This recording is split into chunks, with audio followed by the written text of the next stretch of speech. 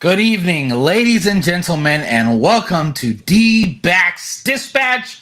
This is your first time on the channel. Make sure to like, comment, and subscribe here on YouTube. Check us out on Spotify and Apple Podcasts if you are an audio listener. But we're going to be talking about a series win against the Anaheim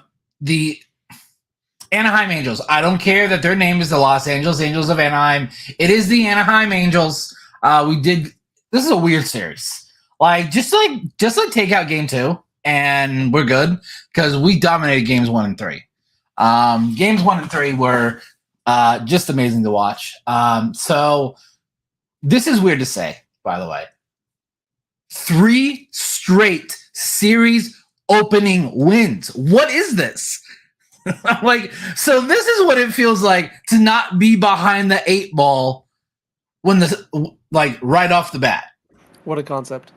Yeah, so we're now 6-16, so we're getting closer there to having a respectable record in game 1 of series. So we scored first in this game. We've done that 44 times this year. That's over 50%, y'all. That's crazy. And the fact is we're under 500.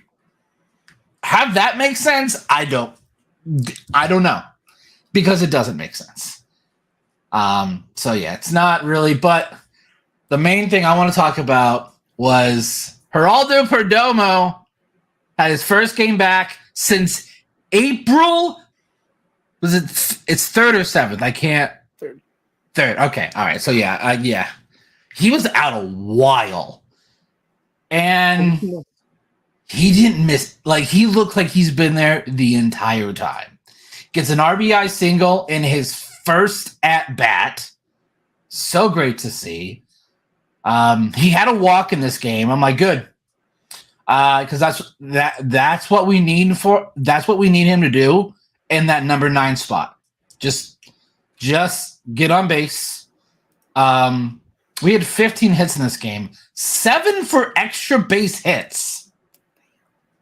That's phenomenal. Corbin Carroll had 2 extra base hits in this game. Triple and a double. But we were talking about this probably a couple series ago. We were saying that when Perdomo and Alek come back, we're like, it's not going to solve the team's problems. But I can only speak for myself, but I thought this team looked completely different with Domo in the lineup. Do we think just the entire clubhouse plays differently, or was it just a coincidence that offense kind of exploded with him coming back? Gabe, your thoughts on just Domo coming back? I think it's a mixture of everything. It's going to be just the vibes that he brings to the clubhouse, because he truly wasn't with the team when he was rehabbing. He was, either in the facilities in Salt River or, his own personal stuff. So having him back, it makes a huge, huge difference. We talk about, he's a career 220 hitter, so we're not expecting him, we're not getting the Mookie Betts back or anything like that. But he does change the entire layout of the team. He makes it deeper. Now we have 3 good shortstops instead of 2 guys who have to rotate between each other. And he's a switch hitter. We can plug him and play third, second, first, not first. Shortstop. He probably could if Torrey asked him I would hope so. He's tall. He's 6'4". I've seen him in person. He's huge. So I'm like, he needs to play first. But yeah, I think it's just having him there is just a complete change. Like I was talking about Corbin a few days ago.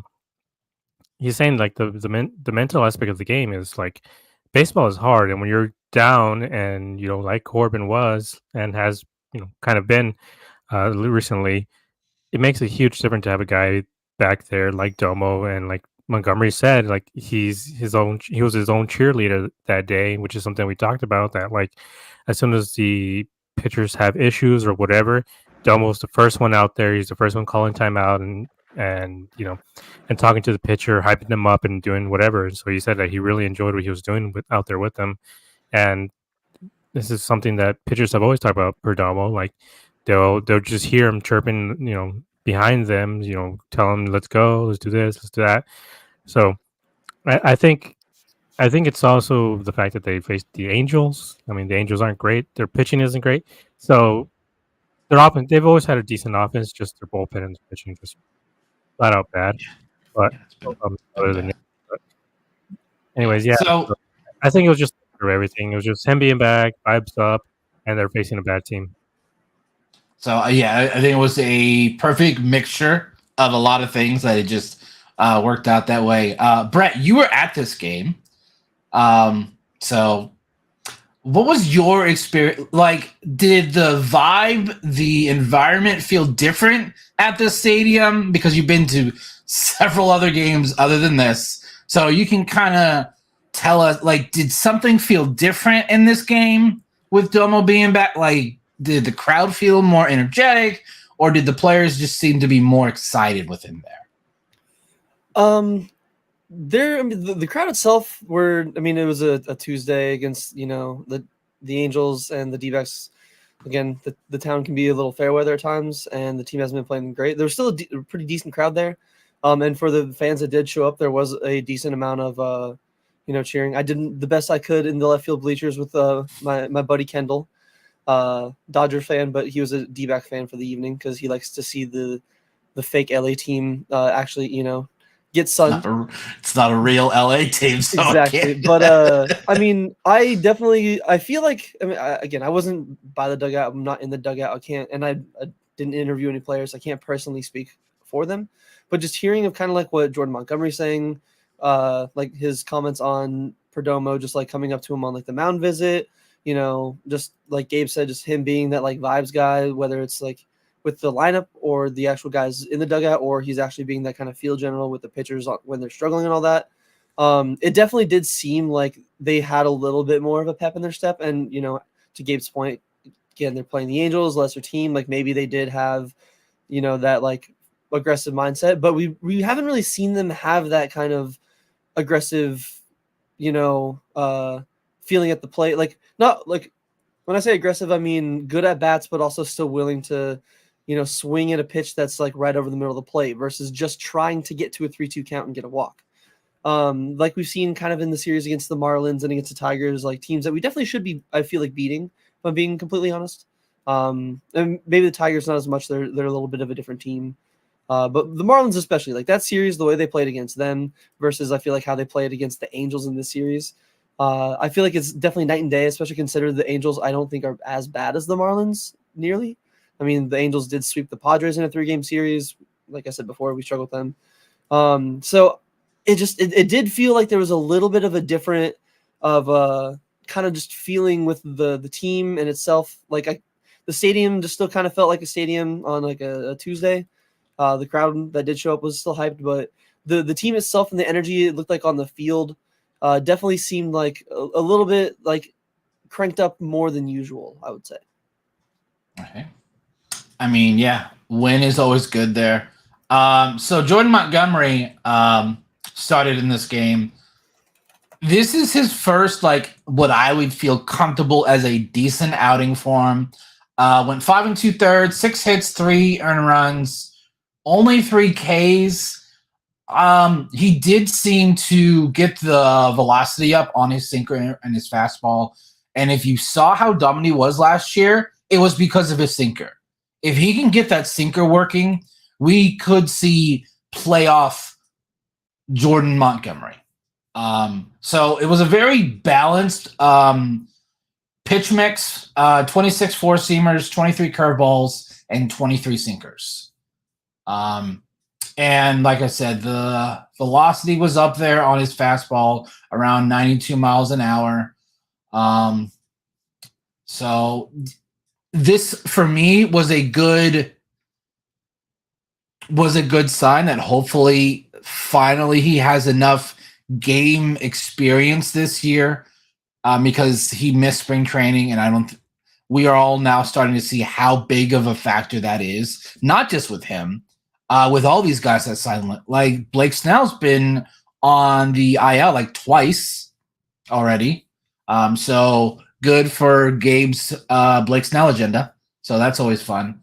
But Gabe, with Jordan Montgomery, was there something from this game that gave you some confidence that he's going to be able to be the big time pitcher we need him to be until we get Gallen, Kelly, and Rodriguez back?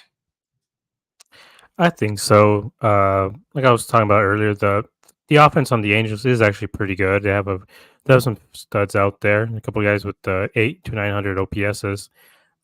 So they're no, it's not a garbage team. So the fact that they put up 3 runs in a 5 1/3 or 2/3 or whatever it was, that Montgomery gave him, it's kind of what I was expecting from him. Was hoping maybe he could go a little bit longer, but like we said, he didn't have any spring training, so he is kind of learning on the job, so to speak, this year. And I truly think he has until the All-Star break to really, I think, hone his craft and get back to where he was, because they have a week off during the All-Star break. He's going to skip some starts. Like, he has a really, really nice. He's going to get a good piece of time to be able to work out through whatever kinks he's working on. But it's a new stadium. Everything is new with this team. So new pitching staff. Again, he had no time at all to work with Brent Strom, because he had a night or whatever it was, like the day before his opening day. So I trust Jordan Montgomery. He's a veteran. He's willing to learn. Like, he takes accountability. He's not like Bumgarner. He's not fighting Brent Strom and not wanting to change at all. Like, this is a guy who wants to get better. So I think, at the end of the year, he's going to have a 3.7, 3.5 ERA. He may be even close to a 4 just because of the way he started. But I think I think it's one of those things where that ERA is not going to tell the full story. And if we're able to make it to the playoffs, I think we're going to get that 2.5, 1.5 ERA guy that he was during the playoffs. Yeah. I got a little worried because I'm like, I don't know if that many starts, but then I started to think spring training, they probably get about 4 starts, and he didn't get that start till almost the end of May. So yeah, like if you think about it right now, yeah, he's probably just getting into true opening day shape, being ready to go. So Brett, why don't we start with the lovely quote that you heard when you were at the game about Jordan Montgomery? Yeah, so again, I know, especially not every fan that wants to jeer, hoop and holler, might not watch every game. But if you're going to say something, at least like kind of know what you're talking about. Because when Jordan Montgomery was getting taken out, somebody was like, woo, finally, his first quality start for Jordan Montgomery, woo. And I'm like, my brother in Christ, his first start for us was literally a quality start. Like, I know it was a while ago. I get, maybe you might forget, but like, when you say some dumb things, it makes you look. I've done that before, where I say like I might call out a player that I think looks like one guy, then I'm like, oh my god, that's not even that player. I look so stupid right now. For those of you that don't know, a quality start is 6 innings, 3 earned runs or less. He pitched 5 2/3. So he didn't even get a quality start. So I definitely think the dude is like, that's where I was like, okay, yeah, I get you're like trolling him because he didn't like get the quality start and he still vested his option. But I was like, please know what you're talking about if you're going to talk shit about a player. That's all I ask. Yeah. But no, just your thoughts overall on Jordan Montgomery in the start. What did you like, and what do you want to see him continue to improve on going forward? So I personally really like just seeing the velo. Like, that was kind of what stood out most to me. There's still a few things that I didn't necessarily like. I don't like how he's still a little wild. He can't really land his breaking pitches. Like, his changeup and his curveballs are like, he's missing kind of a arm side up and away a decent amount, I've noticed, on some of the changeups and curves, which again is going to happen, especially like you're just talking about with the missing spring training. That can definitely affect it. But it's one of those where maybe he's trying to, like, now that he's stretched out a little bit, he's reaching that velo. Maybe now that he's reaching that velo, it's now just the adjustment of, okay, maybe I'm different release point with the breaking pitches. Not totally sure, but I think kind of like you were saying, Gabe, the reason why he was Jordan Montgomery in the playoffs last year, and like the reason why he was Yordan Alvarez's like father, basically, which not many people can say they were Yordan Alvarez's father in the playoffs. Robbie Ray certainly can't say it. No. he was insane because he was throwing like 94, 95 with like good location on all of his pitches. So the fact that he is at least touching 94, 95 or 94 on his sinker and his fastball, like not just one pitch, like both of them, like multiple times was that like 93, almost to like 90, 93.8 on a few of them. So I'm really just happy to see him. It seems like he's, getting stretched out. And like I talked about last time, some of the lineups that he faced was just a little bit of an unfortunate mismatch where they were kind of built to like match lefties, or they were just in general a really patient team where Jordan Montgomery really takes advantage of, teams that swing and miss a lot, which we saw from the Angels. He's still like, I feel like if he had some more of those breaking pitches closer to the zone, like not necessarily in the zone, not necessarily like perfect pitches, but just a little bit more of a chance to fool the hitter, make them second guess versus the second it's out of his hand. They're just like, I don't even need to swing at that. Yeah. So, but another interesting fact from this game, we had almost 2 cycles in this game. Corbin Carroll got 3 out of the 4, and Randall Grichuk also almost got it. And he got the 2 hard ones out of the way first. He got the home run and the triple done first. And both of them had a shot there in the 8th inning to get it. But they both end up not getting it. In Grichuk's last at bat, he hits a deep fly ball to left. And what's interesting is he was a in-game interview for game number 2. And they asked him, if that had been a hit, would you state it first? He's like, no, I was actually hoping for the homer, because which I thought was interesting, that regardless that he probably knew that he needed a single, but he's just like, nah, if that's like a double, triple, or a homer, I'm going to go ahead and take what it should be. So even if it meant that he didn't get the cycle. So it was interesting that we had 2 guys almost do it. I kind of respect the fact that Grichuk is like, especially like if they're up by like 10 runs, maybe 11, and you like slam a ball to the gap and you just need a single, maybe you hit it hard enough to where it bounces off the wall. Maybe you kind of like lightly jog and you're not going to go full like speed around the boxes or speed around the bases. But the game wasn't really out of reach yet, to where I can fully respect where he's like, dude, like a cycle like is cool. Like it's definitely a stat like fans I feel like remember more than, maybe not remember more than a player. Oh god, that video just killed me again.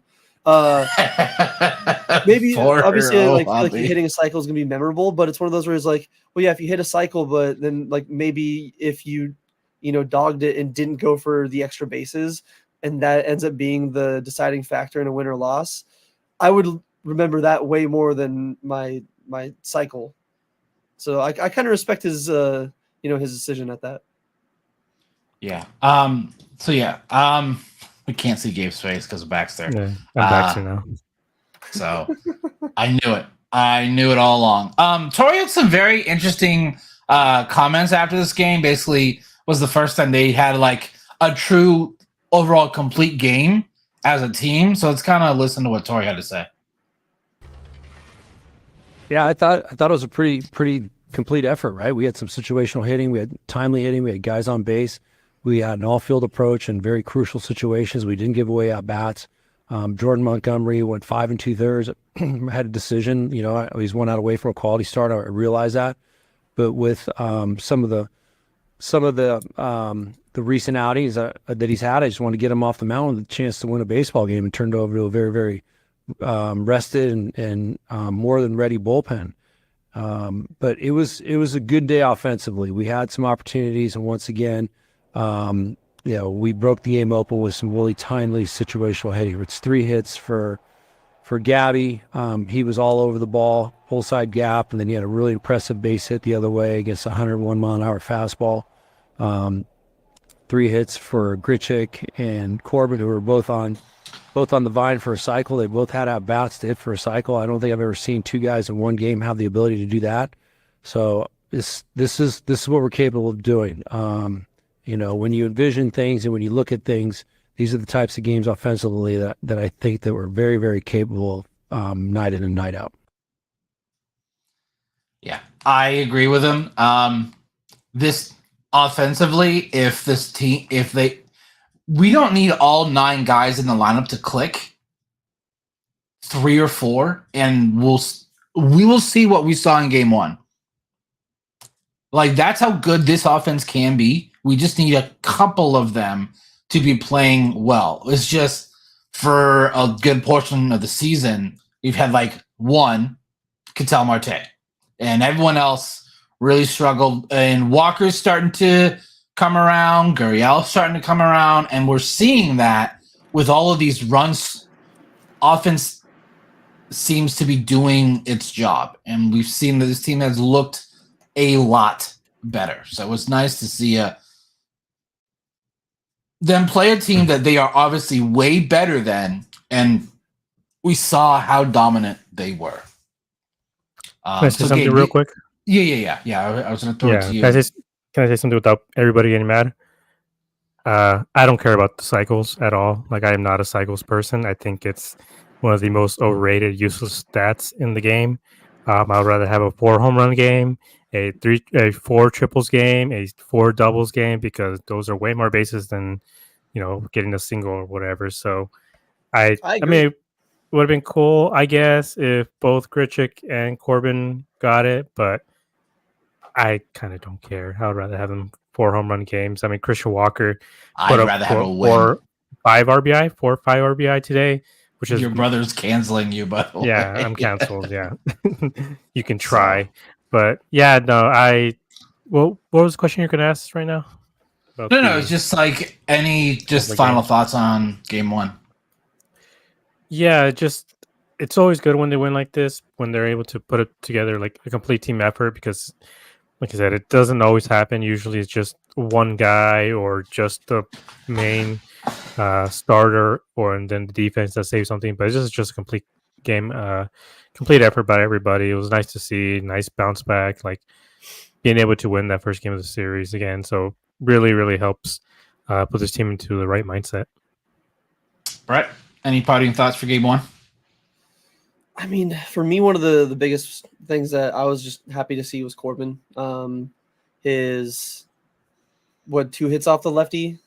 The one was a triple, and then even I think I texted you guys in the group chat. I had that moment where I was like, "Look how they're massacring my boy." They had Corbin Carroll played to a shift, man.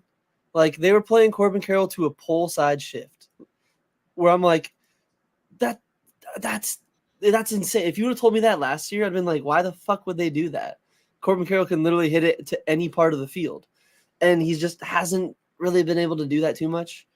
So it was really good to see in like literally 2 pitches later, opposite field down the line, take it the other way, kind of prove other teams like, hey, you know what? He still has the ability to go the other way.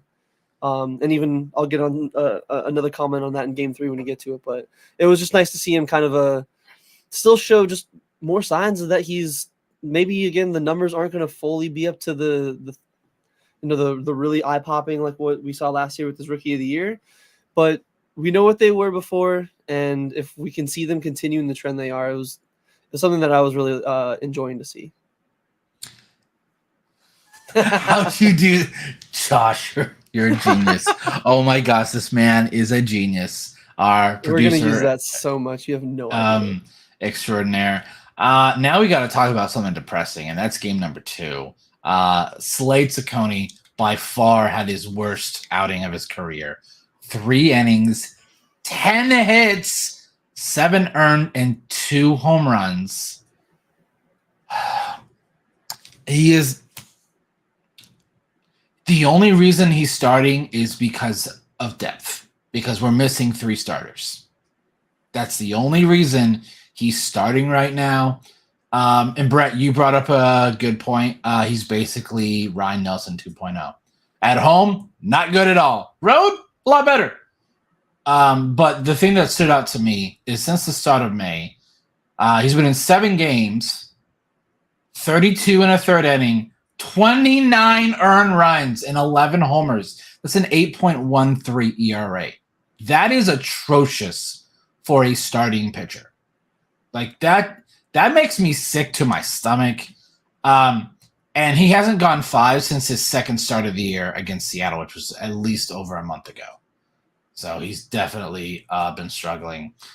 Gabe, how many more starts do we need to see before we all need to accept what's obviously true? He's a bullpen pitcher. He comes in hot, fiery, good to go early, and I think he leans on his fastball too much. And Major League Baseball hitters can hit a fastball.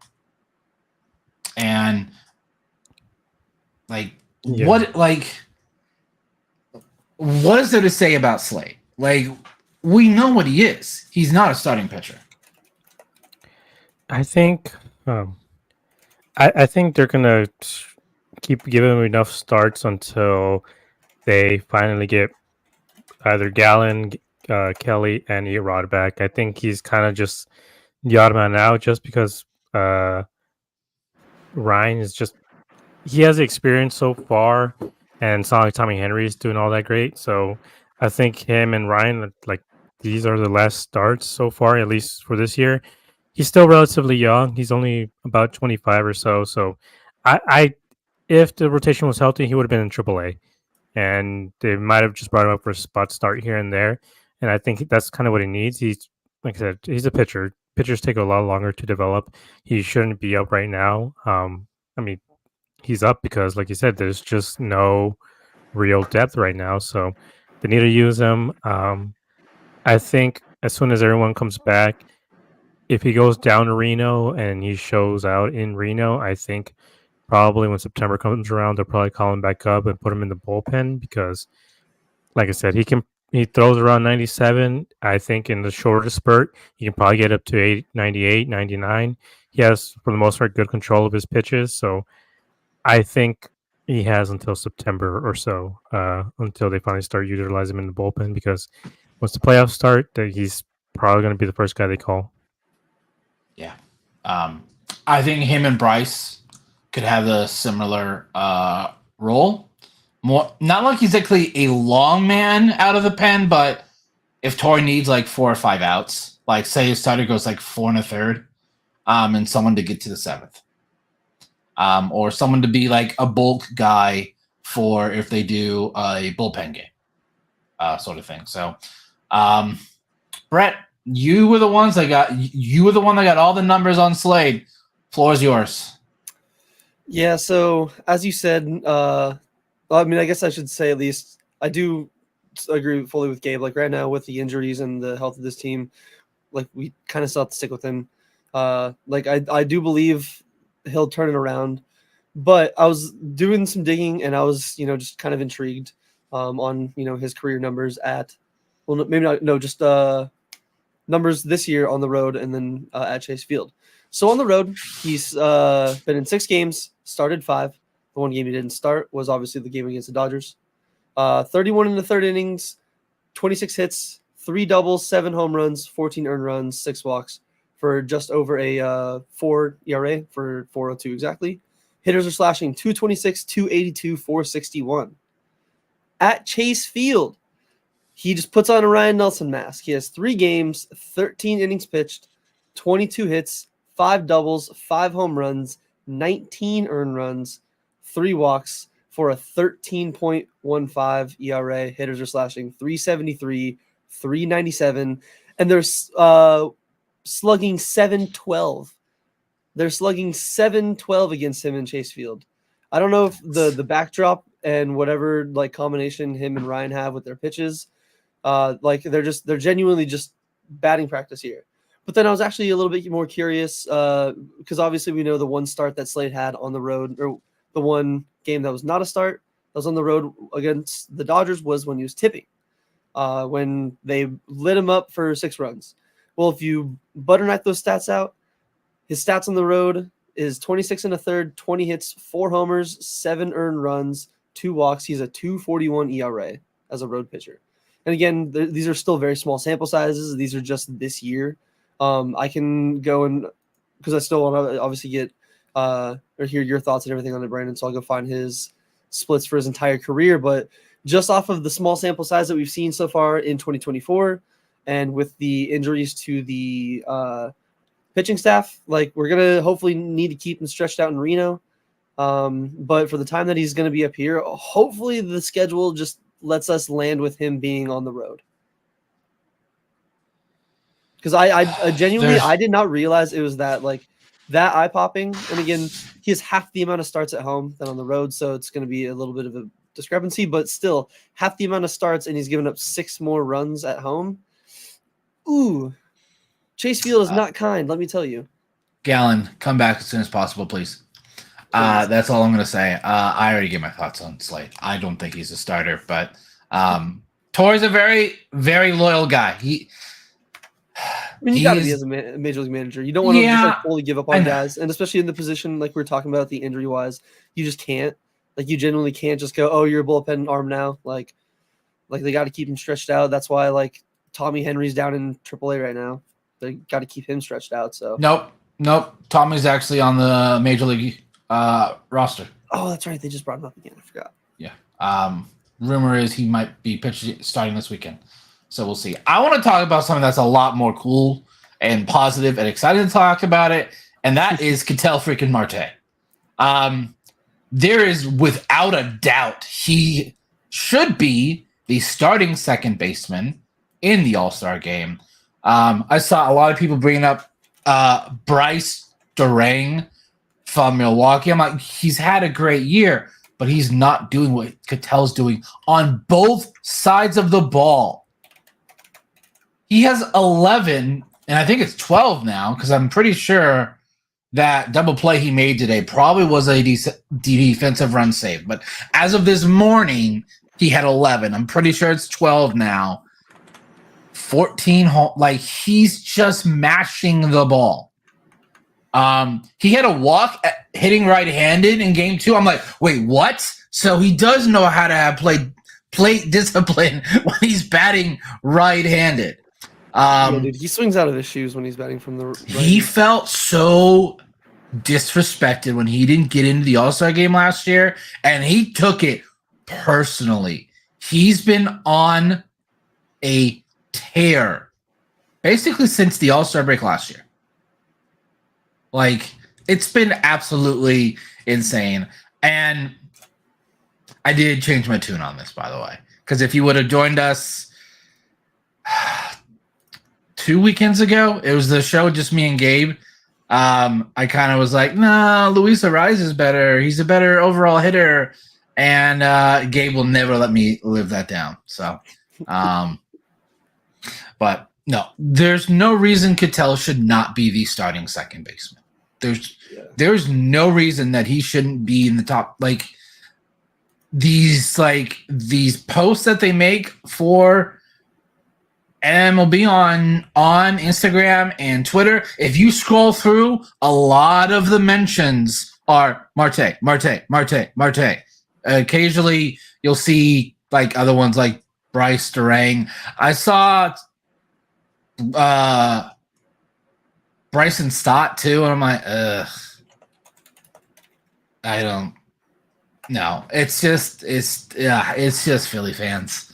It's a popularity contest. That's the thing we've always known with the stupid fan vote. It's a popularity contest. Like they voted in the entire Cubs team and the entire Royals team one year. Like I have no respect for the fans, but it's one of those things where Ketel, if you look at B-WAR, he literally leads the league in B-WAR. He has a 3.9 B-WAR that's over Mookie Betts, that's over Shohei Ohtani. He, as of right now, should be in a campaign for the MVP. I mean, maybe he'll get it, maybe he won't, just because. I hope he does. I make some money if he does. They might focus more on the traditional stats this year, just because they want to probably promote Mookie or Ohtani or Freeman or whoever. But overall, Ketel so far has been the best player in the National League, and it would be a travesty if he's not starting. So, I mean, we have to vote for him every day. Everybody else, idiot Philly fans have to recognize ball and game, and everyone else too. It's like there's one option right now. He's almost triple the WAR of Brandon's favorite Arias, so he should be the starting second baseman. He's incredible, and we still have him on a super friendly deal. Like, we love this man. Yeah, his deal was that pre-22. I'm trying to Cattell? we signed his I think it we feels signed like Cattell's. Let me see. It was like in 19, I think. it He got was. like 2 or 3 contract extensions. Let me take a look. I'm looking it up on Spot Track right now. I got you. It feels like a lifetime ago. So Sport Track. So he was. Let's see. I can't find when the other contract ended. Oh yeah, so Ketel Marte signed a 5-year, $76 million contract with the Diamondbacks, including a $3 million signing bonus. And then in 2024. Oh yeah, what the heck? So that's his current extension. So he's still here from 20 or till 2028. This is Spot Track is so confusing. There it is. Okay. So Originally, he signed a 5-year, $24 million contract.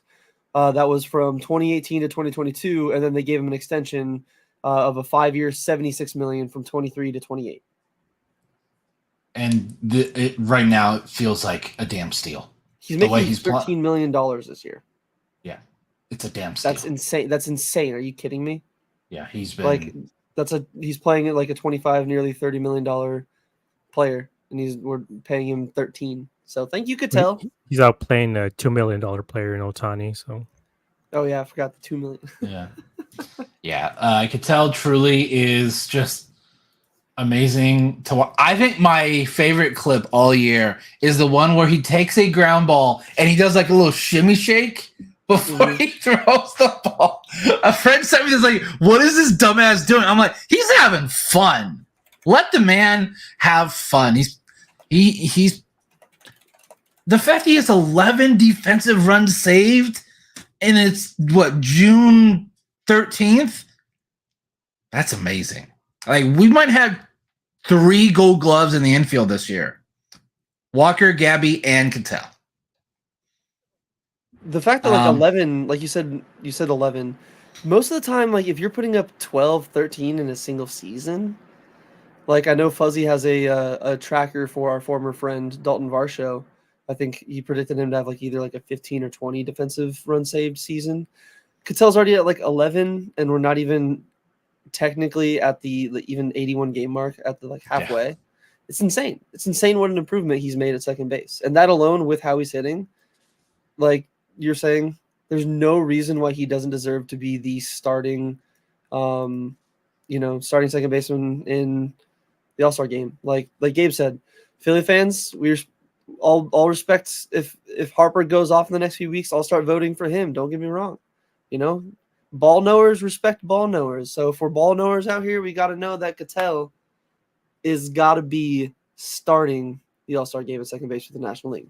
There's no other option right now. Yeah. Last year, Dalton Varsho had 29, which was the most. Holy shit. Gabby had 20. That's insane. Oh, and he found. Oh my, Josh, you're a genius. The fact he found that right away is why he is our producer extraordinaire. But real quick question: other than Marte, who else do you think can make the All-Star team? My pick is Walker. Anyone else? We would have to have a lot of injury replacements. But I think it's probably Cattell, starter, Walker as a bench bet, and maybe even one of the relievers. I would assume so. Most teams usually have some sort of reliever, whether it be Ryan Thompson, J Mart, whichever one. I think either one of them deserve that spot. But I also want to bring up the fact when we're talking about Cattell, literally just earlier this year, we're talking about him maybe just starting to focus more on being a DH just because of how bad his defense was at second base in these last few years. And now it's we'll keep him out there until the wheels fall off, basically, and then he can transition to a DH role because you need his defense out there. And I never thought I would say that about Cattell, but you need him out there every day with his defense because he's been incredible. So, but yeah, those are my two main picks, and I think we probably send a reliever too. So the record for most defensive runs saved was by Andrelton Simmons in 2021 with 41. Oh, I'm like, that's he was a ridiculous. machine, man. If he could just Yeah, hit, he would have been a lock as a Hall of Famer. Yeah, but he couldn't there. Brett, who's your other D-back for All-Star? So Walker's just gonna be tough in general. I mean, like I definitely think he needs to make the team in general. It's just gonna be tough for him to start, especially with like I believe Freddie Freeman's still playing pretty well. I'm still using my vote every time on him, not just because I'm biased, but I genuinely believe he deserves it. You mean your 5 votes, right? Well, yeah, my 5 votes per day, obviously. Yeah. And if you got 5 emails, guess what? You got 25 votes. If you got, you got 5 emails, your wife has 5 emails, your brother has 2 or 3, your mom, guess what? There you go. Get the family involved, use your votes.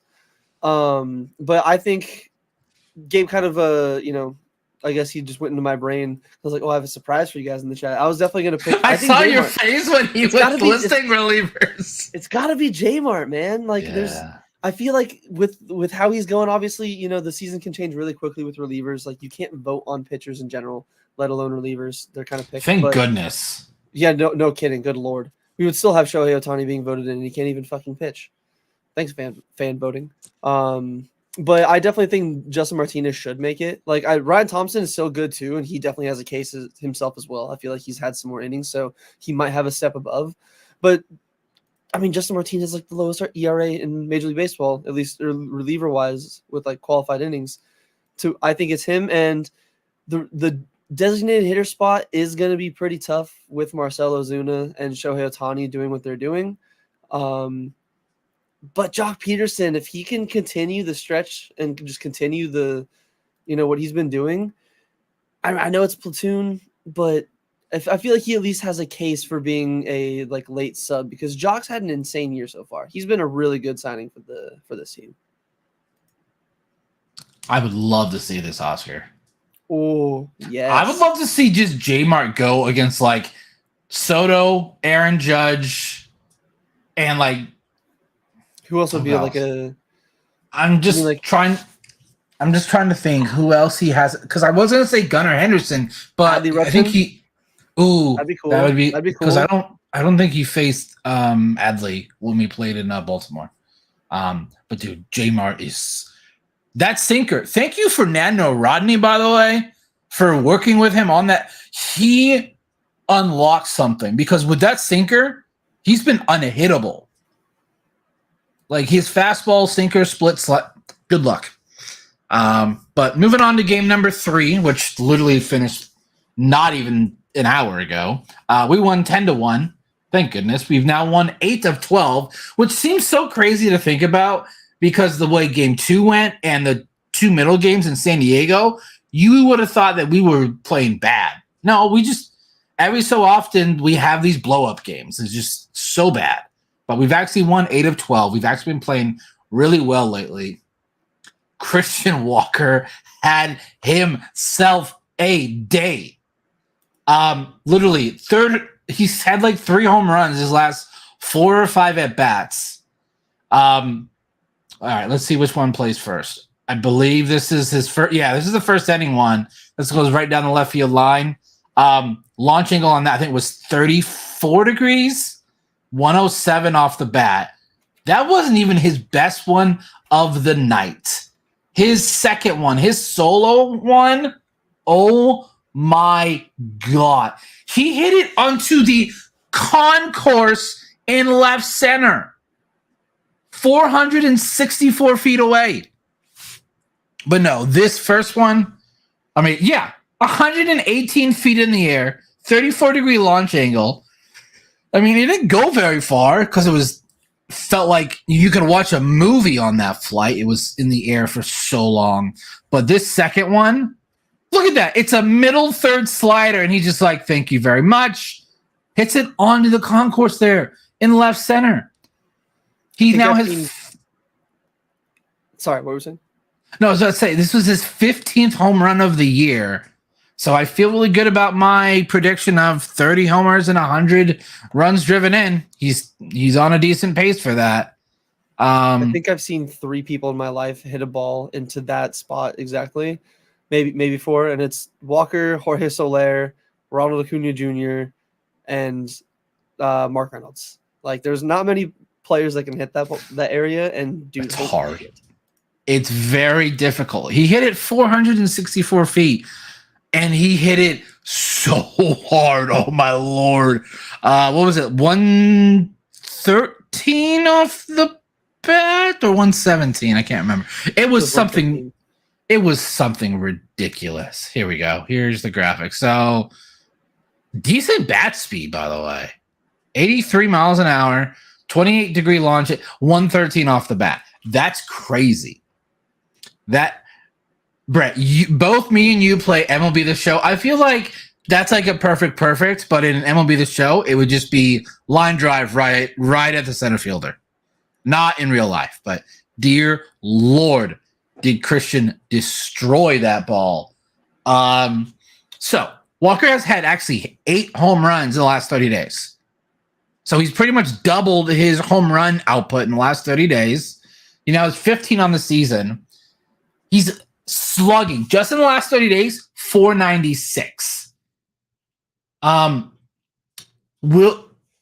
we've seen how this offense has looked the last 30 days with Christian slugging. Do you think we will continue to see the offense thrive with Christian continue to slug, Gabe? I think so, because he is either the third or fourth bat. This is who we need to be the slugger on the team. Like we've talked about, like they got these boppers for a reason, and Christian Walker is one of these boppers. And if you get Cattell and Corbin on, you know, they can cause havoc on the bases, but you need somebody to drive them in. And if Christian Walker, you know, is not able to, then you have to move the line down to guys who probably won't be able to hit as hard or as many home runs as him. But I mean, he has 15 already. He's on pace to have over 30. He's on pace to have over 100 RBI. Like, we have to re-sign him, like, ASAP.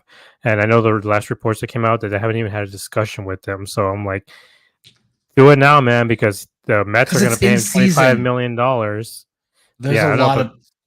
The Mets are going to pay him $25 million. The freaking Phillies are going to pay him $25 million. Like, there's a few teams that I see, like, signing him for a lot longer term deals for a lot more money than the D-backs are probably going to give him. So I don't think he's going to be taking any, you know, $12 million deals the way Cattell and Corbin are. But man, he's incredible to watch, especially because he just has one of the prettiest swings in the game when he hits a home run. Like, he's just so smooth. Like, he doesn't have a violent swing or anything. It just literally looks like he can just flick that up there, and then the ball goes 450 feet, and you're just like, God damn, dude. Like, I think Walker getting unlocked is one of the main keys to this team, because, like I said, either Corbin or Cattell are going to be on base for him. So all he has to do is just hit his doubles, hit his home runs, and suddenly you're going to have a lot of 5, 6, 7, 8 run games. Yeah. First of all, it would make no sense for the Phillies to trade. What would they do? Put Bryce back at DH? Or if you talk to Philly fans, they say Bryce Harper's better defensively at first base than Christian Walker. I mean, they could put Bryce Harper back in the outfield if they wanted to. Last year, they really just put him at first because he was coming back from Tommy John. Yeah. But no, Christian is... and he has one of the best eyes and plate discipline I've seen. Like, he knows the strike zone. He gets pissed when he gets a called strike. He's like, that's not a strike. Like, he knows. So, Brett, floor is yours to talk about the amazingness that is Christian Walker. Yeah, I mean, I fully agree. When this offense is going, there's most of the time it's due to 2 guys, Cattell or Christian Walker. And when Walker's in one of these, you know, we talk about Gurriel being kind of streaky. Walker's definitely a streaky guy. And right now he is just killing the ball. Like, I agree, like, fully agree with Gabe. I feel like I'm just saying that this man just cooks every single time. So he just, you know, does my job for me. It's super easy. that dude's swing is so beautiful. Like that pitch high and inside, the fact that he was able to hit it still 103 miles an hour and get it, which would have been a home run in every ballpark. That's just some insane strength. And we've, again, I've fully admitted when we let go of Goldie, the whole it's hard getting over, your ex, especially when they're your favorite baseball player of all time. Like literally most of my usernames have the 44 in it because of him. So it was a little rough, trying to like accept it, but nah, dude, Christian Walker has fully filled the void. And I would say at times been even better. Like he's the big bopper. We've had a big bopper like him for 4 or 5 years now in a row, and usually we don't have a guy like that, and he's our guy. And when he's there, he's a genuine home run power threat. He's a genuine 35 plus home run guy. And it's not just that, it's he still knows how to hit singles, he still knows how to hit in the gaps. Like he's a genuinely good hitter. And like Gabe said, there's other teams that are definitely willing to pay for him. Like a first baseman that can play stellar Gold Glove defense and crush the ball, you're not really going to get it too many places, and like you can't really like draft that and develop it and guarantee that all the time. So it would be nice to hear about them getting some contract talks going before the season ends. I just don't think a lot of players want to think about that.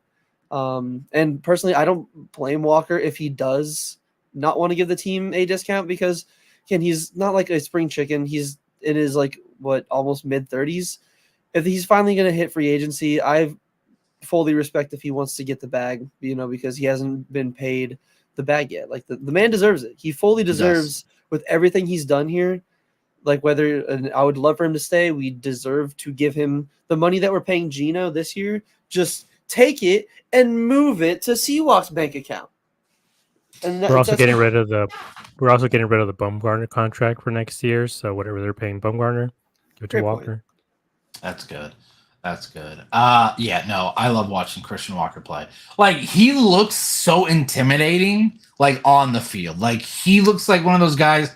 Once he steps on the field, like he's 100% serious. He's our enforcer. Like if how hockey has enforcers, he's the Diamondbacks enforcer. Yeah. So moving on to our next topic, we had Brandon Pfaadt start this game. Fantastic start by Brandon Pfaadt, by the way. 6 innings pitched, 6 hits, 1 earned, 3 walks, 8 strikeouts. 4 of them were via looking. He lead again. I'm not sure if it's Major League Baseball or the National League, but he on strikeouts looking. Like he just gets guys guessing. 14 whiffs, by the way. 4 via his four seam, 7 via sweeper, and 3 via his sinker. This was his first quality start since May 21st. So it's been some time. He's also the first starting pitcher to go at least 6 innings since June 3rd, a week and a half. That's not good. That does not put confidence in me that we have one starting pitcher, because the rest are just bullpen. Like it's just bullpen game after bullpen game. How successful, like how quickly can this team, like the fans' hope in this team change if the starters start going 506 every outing? Because if they do, most likely we are in the game, whether that's giving up 3 runs, 2 runs, or 4 runs. So, Gabe, do you want to see everyone start to do that, or do we just need to start seeing a couple, like say Montgomery, Pfaadt, and preferably Nelson all start going 5 and 6 every outing? I think as long as we have 2 guys every week that are able to give us 5 or 6 innings, like I said, we just don't want to burn out this bullpen, because they've for the most part been pretty lights out, like at least our A lineup with the bullpen. So you don't want them to run into problems. But I just want to bring up the fact that like this is who Brandon Pfaadt is when he has help. Every game, a stretch of these last 7 or 8 games where he's had less than a run of run support, like he has to nibble. he has to try to be perfect. And this game, like right away, they put up 3 runs, and so he didn't have to be perfect. He could attack the zone, which is what he was doing today. He was attacking the zone in a way I haven't seen in a few weeks, just because he was allowed to. He could make mistakes. Like before, when he would face off against the meaty part of the lineup, he would just be around the zone, throw a lot of fastballs around the area, or just outside the sweeper, whatever it was, like just outside. And so this time he could focus on getting the outs. And there's a few times like he got a couple guys on and he would get a double play, which is like fantastic, especially because I saw his stats. It was already like, I think in the 5th, he only had 4 strikeouts. And I thought like, oh, it's just he's focusing maybe on contact, and which he was getting a lot of ground balls and flyouts. And then suddenly he seemingly turned on the jets, and then he got like 4 more strikeouts, and he ended with 8 strikeouts on the night, and it just became a completely dominant start, even though it started off a little bit rough. But I think we just need him and Montgomery. If they can trade off 5 2/3 or 6 innings, back and forth, we should be okay to go. Like if the other guys are able to give us 4 or 5, but what matters is that they keep us in the game. Yesterday, with the way if Ciccone would have, given up 4 runs in 5 innings, that's fine. Whatever. This team would have had a chance yesterday. They put up 3 runs. But when you're giving up 9 runs almost instantly, like you put this team in the hole, and how are they ever going to fight back? Like we've seen this team be the lay down in Diamondbacks, and recently they've been able to put up some more runs, but the pitching staff hasn't helped at all. Like they instantly put them in a hole, and then you're just like, well, why try? We're already down 10. It's the 4th inning. Like we just need these guys to hold off the offense just enough to let our guys score. Yeah. So same question for you, Brett. Do you want to see like Pfaadt, Montgomery, and Nelson? Just Pfaadt, just Montgomery, Pfaadt and Montgomery? Like what would make you be more positive, glass half full, until we at least get Gallen back and then Kelly? Because Erod's probably still August 1st or something. I mean, I guess I'd have to look at our schedule really quick, just because. I mean, I kind of mentioned earlier in the thing, the thing that would make me, I guess, going into games more glass half full, especially after what we've seen from Slade and all that, is, especially Ryan, is, hopefully we just get to see him on the road. Like I want to see them with any kind of possible like advantage that we know they can have, whether it be mental, whatever. I just want to see them just, whether it's just five innings of 2-3 runs. Like, yes, like it's 6 innings, please. Like if you can go 6 innings, like you're doing, especially it's kind of sad, like, comparing baseball back in the day to now, but it's just what it is now. Bullpens are a much more important part of the game. And if I could just see like 5 innings of just 2-3 runs from Ryan Nelson, if I could see Monty go like 6 innings, same with Pfaadt, go more games like tonight, 6 innings, 1-2 runs. Like if Monty would have even gotten to 6 innings on Monday, I think we'd be looking at a start like, oh, you know what, 6 innings, 3 runs, much better than 5 2/3. Just a bit, it was okay, it was pretty decent. Like some good signs. I think we've been like, oh hey, that was a good start. So that's what I'd like to see. But I personally, for you're probably not expecting this, my more than glass half full is so far in the Diamondback season, we've seen 2 teams. The team with the healthy pitching staff, but no offense that's actually consistent and doing anything. So far, once we've seen the rest of the offense, Corbin kind of start turning around, even Gabby having better at bats, Lourdes, hopefully getting into some of the hotter streaks. Maybe if they can continue this somewhat little more consistency with the offense, and we get, Gallen and Merrill, and hopefully at some point this season, Eduardo Rodriguez back. Dude, I don't know. Like, I think we can definitely see this team like what we expected to at the beginning of the season, because we still haven't seen this team at full strength. Like you mentioned at the beginning of the show, when we finally got Domo back, that was April 3rd. That was the 6th game into the season. That was the Scott McGuff, 7th game. That was the Scott McGuff getting to bat with the bases loaded against the Yankees game, because of Domo getting hurt. So ever since then, we just haven't been a fully, hate to bring up, last year's quotes and sayings, but we haven't been a fully connected team, which could be a fully dangerous team. Like we're starting to see it with the offense getting, especially Alek hitting that home run in Reno. That we'll probably touch on a little bit more in a little bit. That wasn't in Reno. That was in the Arizona Complex in the Complex League. League. Sorry, in the Complex. So I apologize. Not in Reno, but still, either way, with Alek soon to be back, hopefully Gallen, Merrill, and I think Erod's all on throwing programs. We can see this team get healthy, and if just Pfaadt and Jordan. God damn it, Slade, Jordan, and Ryan Nelson can just give us 5 innings every time, 2-3 runs. Like even 4, 5 innings, 4 runs. Like at worst, I would be way more confident in this team's ability going into the more into the summer months and even into the All-Star break. Yeah. So for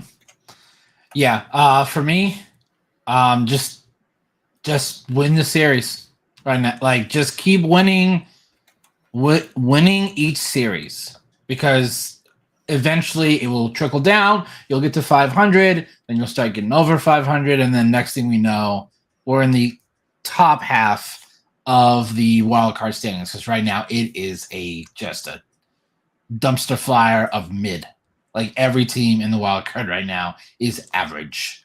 Like I think it was like 6 or 7 teams all within like 2 games of the wild card spot. So it is interesting. But yeah, I think we just need to show signs, which I think Corbin coming around is huge. Corbin, like, he's actually like, I think he's at 210 right now, which is great. He's continually getting better. So he's batting like 300 over his last 30 games. I believe he's at 34 straight at bats without a strikeout. So that's pretty impressive for Corbin. But our next series, a lot like this one, is against a inferior team in the Chicago White Sox. We do miss Garrett Crochet. He pitched today, so that's good because he is really good. I mean, he's not going to be there August 1st. He's going to be somewhere. The only thing that he's going to be a Dodger. He's gonna be a Dodger. Let's be real. They didn't trade for Bo Bichette. They got Kevin Biggio. They're saving up their bigger prospects to go and get fucking Crochet. Like they saw one start from Walker Buehler and they're like, nope, go get him, go do it. The only person that really frightens me on that roster is Luis Robert Jr. because he has been hitting bombs since he came back. He's such a good player when he's healthy. He is. He's one of the best center fielders in Major League Baseball when he's healthy. But that's his big thing. He's not healthy. Sweep. I want to see a sweep. I want to see Chicago is probably the worst team in Major League Baseball. Like you should sweep them. They are. So of Gabe, course sorry, Gabe. Yeah. Just real quick thoughts on series with Chicago. Yeah, I think this is when they get to 500 again. They haven't been at 500 since April 3rd. Also, when Perdomo went down. So get back to 500 against this team because I won't accept anything less than a sweep. Facts. All right, Brett, floor is yours. The one game again, because every series with a really bad opponent that you're expecting to beat the shit out of, and especially in a game like baseball, it's a trap series. That second game of the year, it's going to be Eric Fetty, who's also not going to be there. We don't have a starter for Saturday, so it's going to be Saturday. Yeah, so Eric Fetty, he's 4-1 on the year, 3.10 ERA. So he's actually had a pretty solid season. So we do miss Crochet, thankfully. Eric Fetty is not Garrett Crochet in any shape and form. He's kind of like a Merrill Kelly. I believe he didn't get signed from overseas because he was in MLB when played over there for 3 or 4 years. Reworked his career. And he was really good over there. I think he won the ERA title. Was decent, kind of underrated. Kind of like how Merrill Kelly. A diamond in the rough, picked him up, and he's been really good. Eric Fetty's been good for them so far, so hopefully we can turn it around on them. But I'm kind of agreeing with Gabe.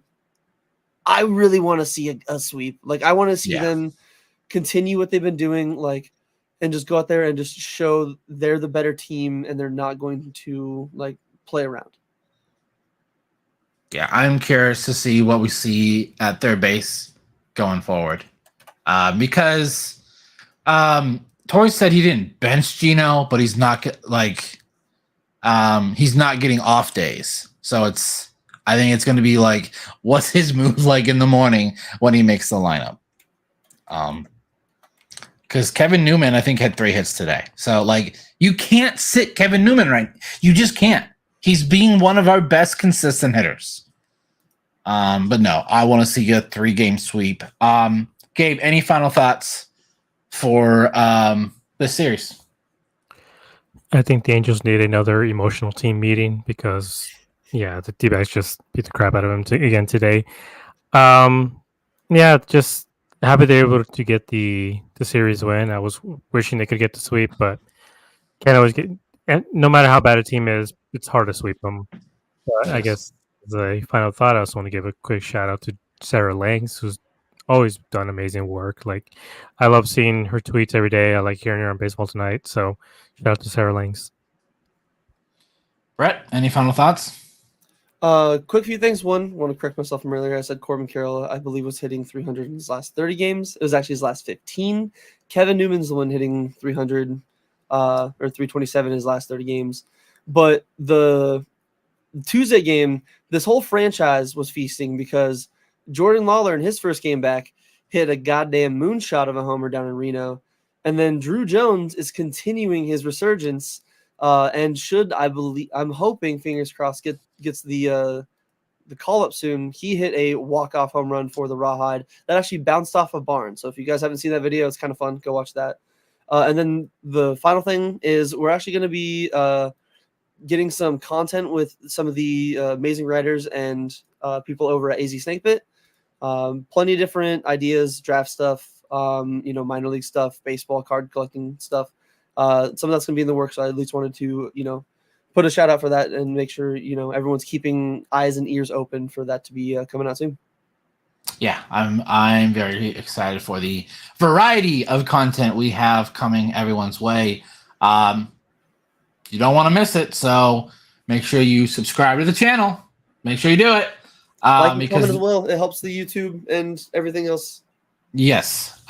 We will also, like always, we post links to our videos on our Twitter, which I think a lot of you is how you found us. We appreciate it. It's mainly because of Gabe and his memes. I'm not gonna lie. That any meme you see is courtesy of Gabe, and when there's a good one, I will save it because I'm like, this has multi-use potential. So this goes in an album on my phone so that it's easy to get to. We do appreciate everyone for stopping by. I just want to say thank you to Josh, as always, for being our extraordinary producer. Makes our job a whole lot easier. Until next time, go Diamondbacks.